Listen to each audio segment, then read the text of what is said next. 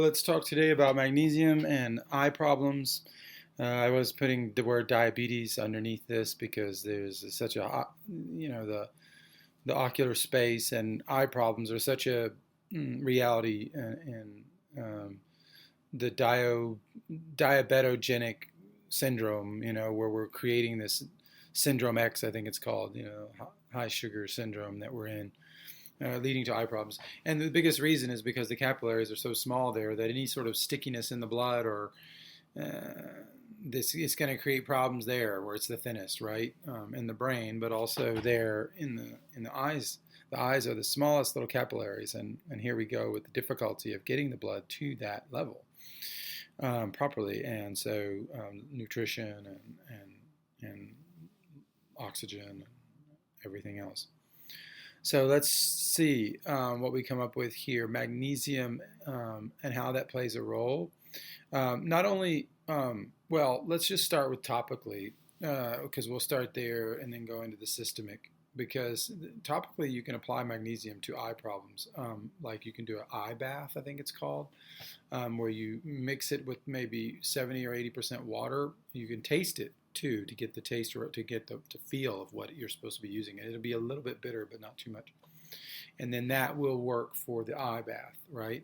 And so that you can bathe in there, and you can even open the eyes depending on the level of bitterness, and you can test that. Now, I wouldn't do it pure, because pure will totally blow up it'll be all red and everything, and this stuff is very concentrated. We don't use diluted stuff like a lot of these companies do. So, so you have to dilute. So that's just one thing for like eye infections or conjunctivitis or, like pink eye and, or even the ORL sphere, like ear infections, different things you can use this for. It's very powerful.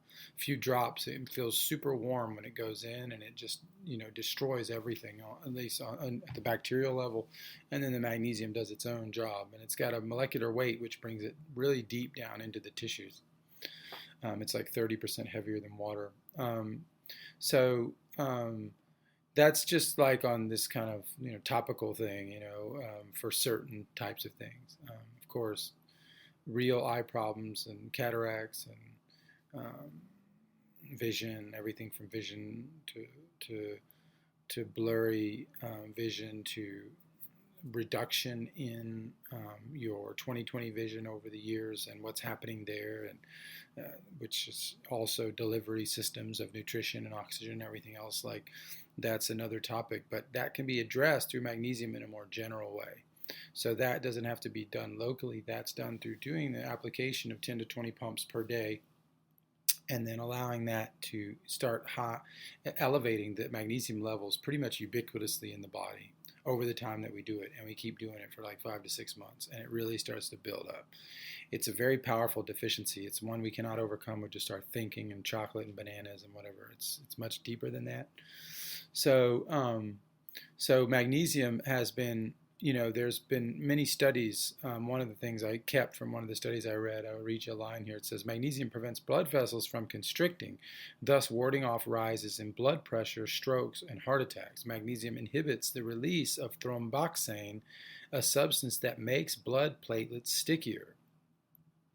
So this is well known, the anti-platelet, anti-stickiness factor of magnesium. It was even given for diabetes before we had all the synthetic medication, or before we even had pig insulin, and which I think, I don't know exactly when that came around, but that was maybe the 50s or 60s, and so maybe the late 50s. But so we haven't. Before that, we gave magnesium, and that was helpful to actually thin the blood. It was like a natural blood thinner before we had all these myriad of blood thinners, which have other effects which are not healthy.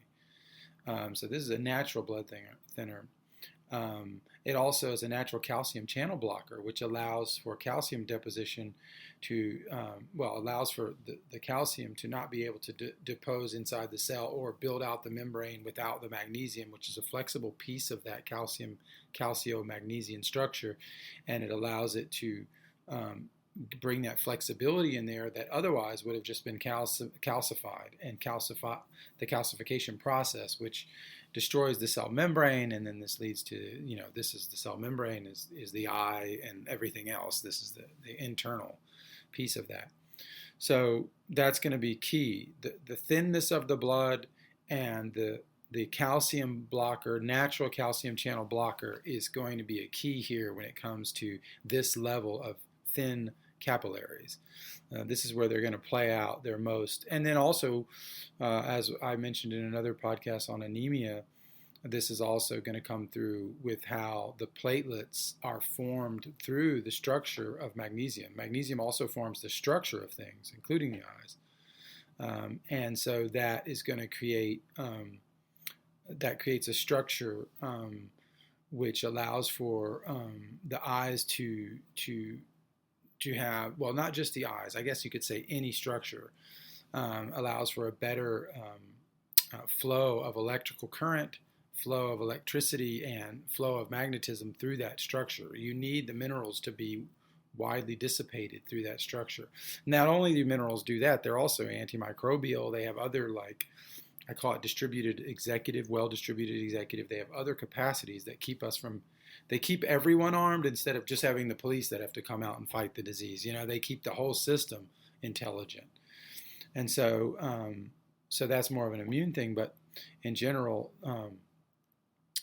as we're speaking of the eyes, you know, this constriction and this stickiness is going to play a key role. That's going to be it. And the calcium channel blocking. Like those two features of it is going to allow for dilation, the cell to keep its dilation, to keep that open, to be able to detoxify, to be able to breathe in a certain sense, and to be able to keep up those exchanges without being destroyed through the calcification and oxidation. So these are two features that magnesium offers, and being is that it's so well known in the diabetic world, and that the eye problems are very well known there too. Also in other communities, I mean the Jewish, like, you know, the Jewish community with the glasses, that famous glasses, a lot of eye problems there too, and those are famous ethnopathologies that are well known. Diabetes as well in the Jewish community is well known, and I think in the Arab community as well. So there's different other areas of specific things that we can use this for, but just know that the magnesium plays two key roles there in thinning that out and allowing that to flow through naturally. So what I would recommend is always getting the best stuff. Don't get the cheap stuff. There's stuff called Zechstein, genuine Zechstein, true, authentic, and ancient, and Permian. Here's the deal. They dilute all their products, and on top of that, they're chemically treated. And there's a solvent extraction, because you're not working with the natural base bischofite stone, which is a natural magnesium chloride. This is only coming from Vindam in Holland, where they have this natural sea salt pillow formation below them, and it's an abundance of it, but it's a rare thing in and of itself, but there's a lot of it. And so it's thousands of years of supply. It's just you have to know about it. So don't get the cheap stuff. It has to have the Zechstein Inside logo on there, otherwise it's not worth anything. And or it may be worth something, just the magnesium deficiency, but you're not going to get the full spectrum. You're not going to get this high level of chelation and uptake, and you're probably getting diluted stuff too on top of that.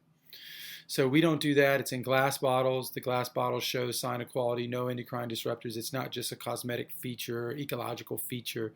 It's because the magnesium molecule attaches to these endocrine disruptors and pulls them out of the body, unless there's already a bunch of endocrine disruptors attached to it because it's oxidizing in the plastic and it's being shipped out in a million little soft plastic, user-in plastics, to be consumed by everyone. And so this is multiplying the surface area by thousands, and that's increasing by thousands of percent the contamination of endocrine disruptors, which leach from the plastic. So get the right stuff. It's only $3 a week.